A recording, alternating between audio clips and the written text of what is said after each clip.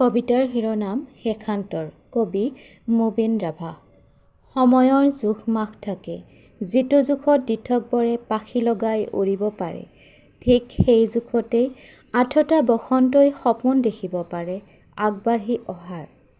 যিটো জোখত হেঁপাহবোৰে ৰঙীন হ'ব পাৰে, ডায়েৰীৰ প্ৰতিশিলা পাত সজীৱ হ'ব পাৰে।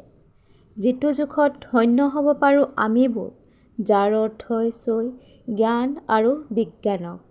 সময়ৰ জোখ মাখ থাকে, যিদৰে নিউটনৰ গতিবিধি থাকে, আইনষ্টাইনৰ দৰ্শন, ট্ৰজান হৰ্চৰ কাহিনী, অথবা লিঅ'নাৰ্ডো দা ভিঞ্চিৰ মনালিছাৰ হাঁহি।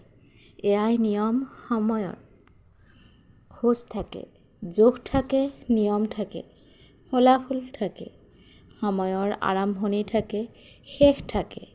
অতীত হ'ব পাৰে সময়,